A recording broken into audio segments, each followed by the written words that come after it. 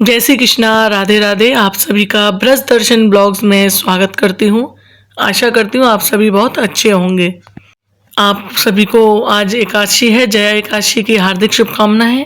आज के इस खास वीडियो में हम जानेंगे कि एकादशी कौन है और कैसे एकादशी का व्रत होना चालू हुआ, एकादशी कौन देवी हैं, इनकी उत्पत्ति कैसे हुई और जिनका जन्म भगवान विष्णु से हुआ था, ये भी हम इस वीडियो में जानेंगे। और जो कि आपने ये कथा शायद ही कहीं सुनी होगी, इसलिए आप अंत तक इस कथा को अवश्य सुने और इस जानकारी का लाभ उठाएं। पौराणिक ग्रंथों के अनुसार जो अगहन मास में भगवान कृष्ण और विष्णु जी की भक्ति का मास होता है।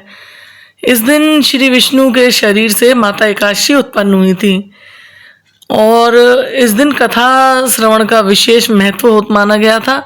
हेमंत ऋतु में आने वाली इस एकादशी को उत्पक्ता, उत्पन्ना और वैतरणी एकादशी भी कहा जाता है। वैतरणी एकादशी, उत्पन्ना एकादशी के बारे में जब धर्मराज युधिष्ठिर ने भगवान श्री कृष्ण से पूछा तो उन्होंने इस कथा को बताया। वैतरणी एकादशी की इस कथा के अनुसार सतयुग में एक मुर नामक दैत्य था जिसने इंद्र सहित सभी देवताओं को जीत लिया।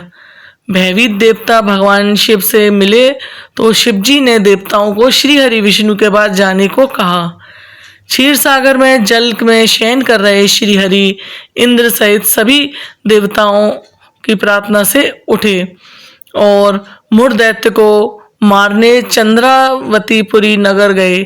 सुदर्शन चक्र से उन्होंने अनगिनत दैत्यों को वध कर दिया। फिर वे भद्रिका आश्रम की सिंहावती नामक 12 योजन लंबी गुफा में सो गए। मुर ने उन्हें जैसे ही मारने का विचार किया, वैसे ही श्री हरि विष्णु के शरीर से एक कन्या निकली और उसने मुर दैत्य का वध किया।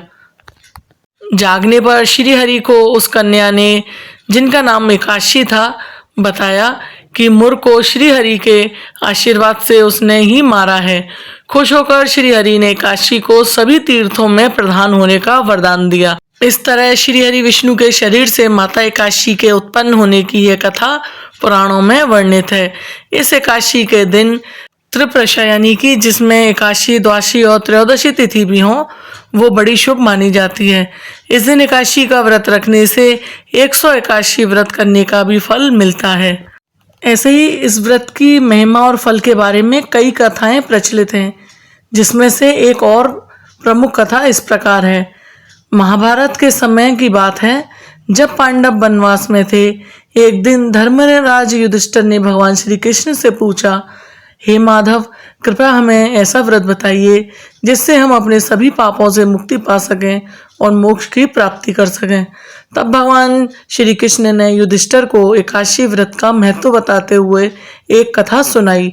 उन्होंने कहा, हे युधिष्ठिर, सतयुग में महेध्वज नामक एक महात्मा राजा थे। उनका छोटा भाई ब्रजध्वज ने ईर्ष्या के कारण उसे मार डाला और उसके शरीर को पीपल के पेड़ के नीचे दफना दिया। राजा महेध्वज की आत्मा उस पीपल के पेड़ में वास करने लगी और बहुत कष्ट सहने लगी। भगवान श्री कृष्ण ने आगे बताया, एक दिन उस वन में वाल्मीकि ऋषि आए। उन्होंने उस आत्मा की व्यथा को समझा और राजा महेध्वज की आत्मा को शांति दिलाने का संकल्प लिया। वाल्मीकि ऋषि ने माघ मास के कृष्ण पक्ष की एकादशी का व्रत किया और उनकी पुण्य फल की उस आत्मा को मुक्ति दिलाई। तब से यह माना जाता है कि एकादशी व्रत रखने से सभी पापों से मुक्ति मिलती है और आत्मा को मोक्ष की प्राप्ति होती है। भगवान श्री कृष्ण ने बताया, जो व्यक्ति एकादशी व्रत को विधि पूर्वक करते हैं वो धन धान्य, सुख और समृद्धि प्राप्त करते हैं।